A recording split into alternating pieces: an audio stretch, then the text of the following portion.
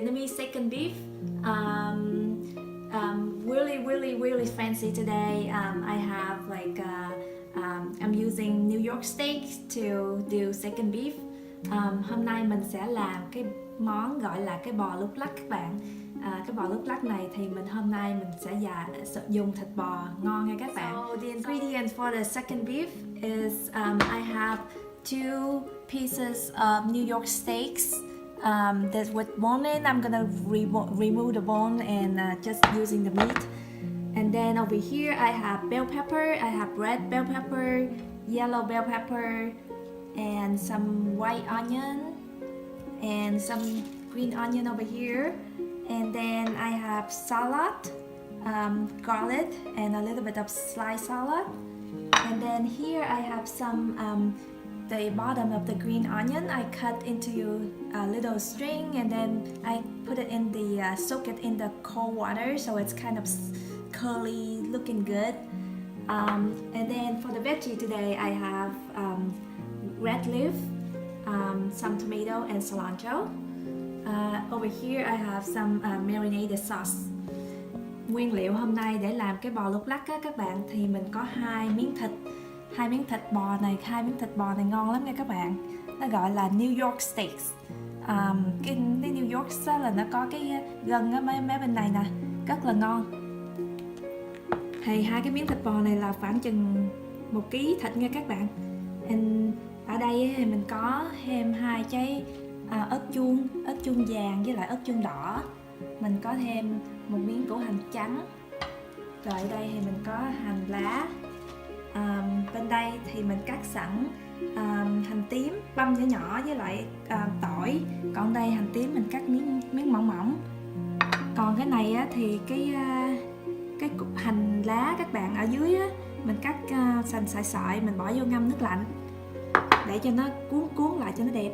Còn rau cải hôm nay á, thì mình có salad lá đỏ với lại cà tomat với lại cilantro là ngò các bạn.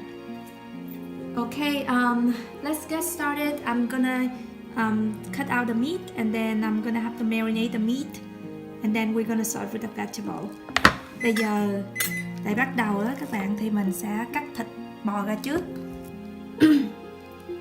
So I'm gonna cut out the bone.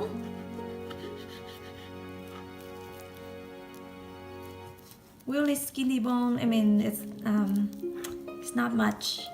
So I'm gonna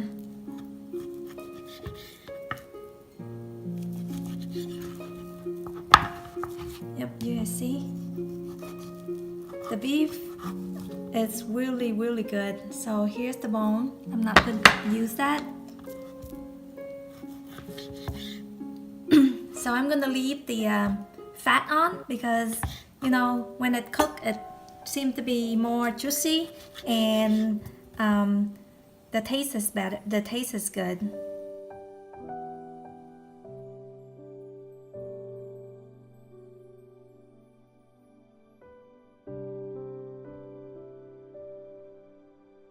So here is the beef that I already cut. So now I'm gonna marinate it. Bây giờ cái thịt bò mình đã cắt cục vuông nhỏ như đây, to giống như này các bạn. Thì bây giờ mình sẽ ướp. Here I have some black pepper. Bây giờ bỏ tiêu đen vô các bạn. Mình nấu đồ ăn thì hay bỏ tiêu đen. Ở đây, then I'm gonna add a tiny bit of fish sauce, just a tiny bit, like about that much. Bây giờ mình bỏ miếng nước mắm vào các bạn, nước mắm. Nấu đồ ăn kiểu Việt Nam thì phải bỏ nước mắm mới ngon các bạn ơi. Then here I'm adding honey. Bây giờ ở đây mình sẽ bỏ mật ong. Thì các bạn biết mình hay nấu đồ ăn hay ướp mật ong, tại vì cái mật ong này nó làm cái thịt nó rất là ngọt, thanh lắm các bạn.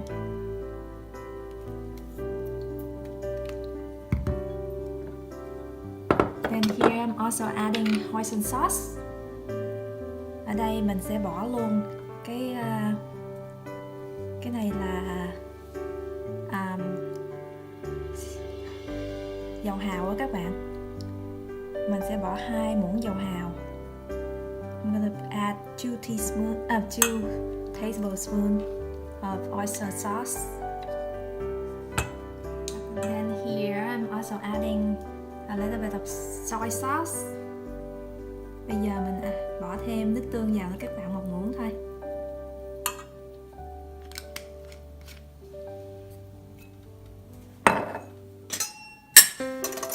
Then here I'm gonna add just 1 teaspoon of salt. 1 muỗng cà phê muối nha các bạn. I'm adding about 3 spoons of sugar. Bây giờ mình bỏ thêm 3 muỗng cà phê đường nữa các bạn. Okay, let's mix it up now.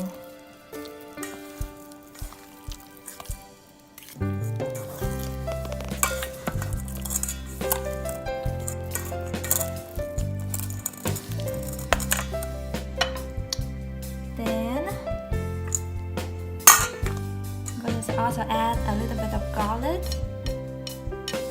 Bây giờ mình bỏ thêm tí tỏi, tí hành tím vô nha các bạn ạ. Then here's some salad.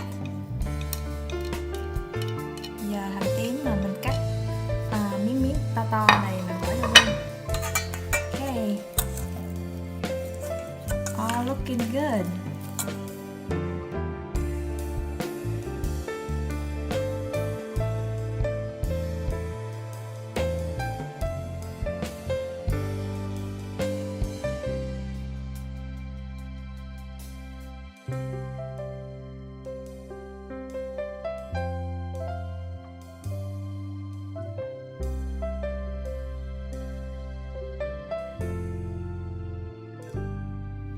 Some green onion. I'm also cutting it about this length. Bây giờ cái hành lá mình cũng cắt giống vậy luôn các bạn.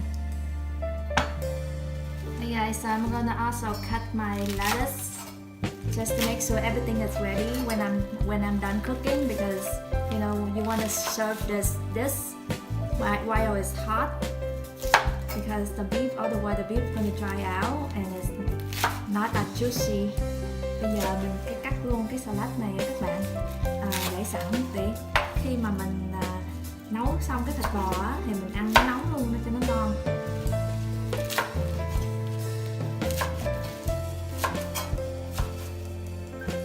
So same thing, just like about by side.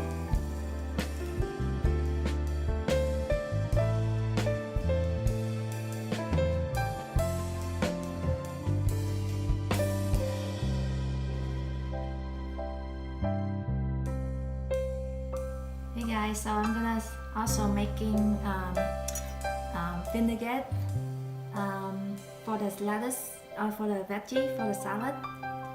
So here I'm adding about 2 spoonfuls of vinegar, maybe 3.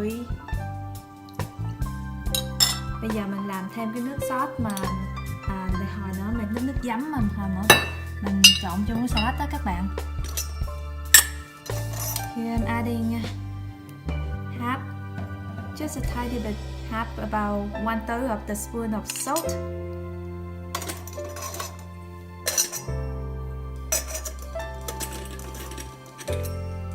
There I'm adding like 3 spoons of sugar.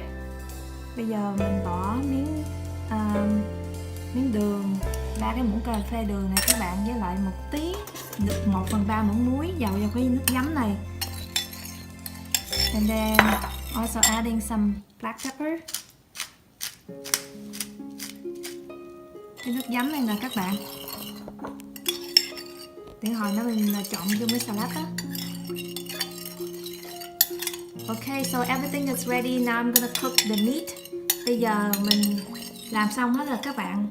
Bây giờ mình sẽ đi nấu cái bò này. Hey guys, so I'm gonna start cooking. So here, the pan is already hot, so I'm gonna add some salad. Bây giờ cái chảo mình nóng rồi các bạn, mình sẽ bỏ tỏi với hành vào đây. Cái cái bò này á, các bạn phải dùng cái chảo nóng thì mà nóng nha các bạn. So here you have to use really hot high heat.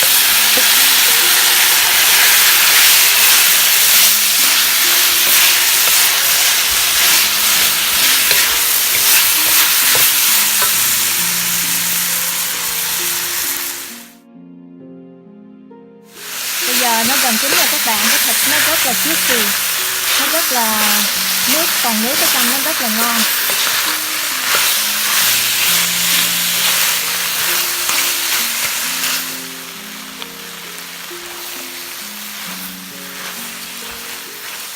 Bây giờ tắt lửa các bạn, xong rồi.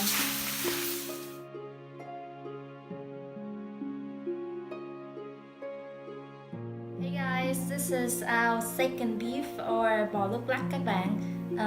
So I have here is I have a little bit of steamed rice on this side and some salad and tomato, cilantro and beef, and I put a little bit of green onion that I put it in hot cold water so it's kind of curly so it looks nice. Ở đây thì mình có cơm trắng nè các bạn, miếng salad với lại cà bên đây trộn giấm, còn bên đây mình có thịt bò với lại trang trí thêm miếng hành lá ở trên. So this is like a restaurant dish. Bây giờ nhìn giống đi ăn nhà hàng á các bạn.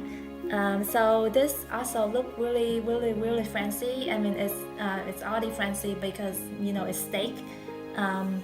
So let's I'll try it and I'll tell you guys how the beef turn out. Bây giờ ăn thử nha các bạn, rồi xong rồi sẽ chia sẻ cho các bạn biết. So first of all, it look awesome.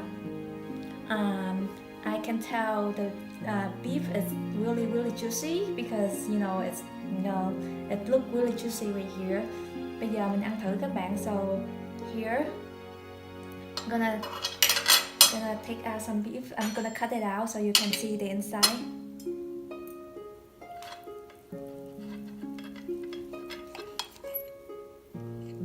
So it's kind of pink in the middle, so it's still really juicy.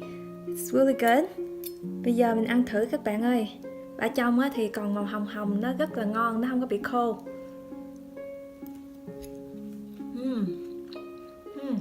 So good. Rất là ngon các bạn. Little bit of rice. Cái món này hấp dẫn quá các bạn ơi. A little bit of lettuce.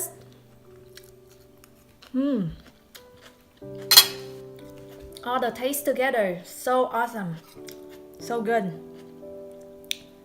A little bit of red pepper. Rất là vừa ăn các bạn, rất là ngon, really tasty, so good. Wow, look at the steak, so juicy and pink in the inside. Rất là ngon các bạn. Ở trong thì còn màu hồng, vừa chín thôi, chưa chín lắm.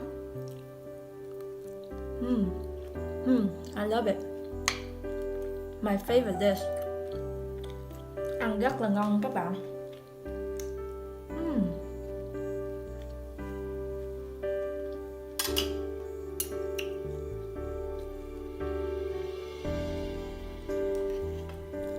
Cái món này thì lâu lâu các bạn có khách á, các bạn làm cũng rất là dễ làm cho khách ăn, là bảo đảm khách sẽ khen các bạn do giống như nhà hàng các bạn, rất là ngon luôn.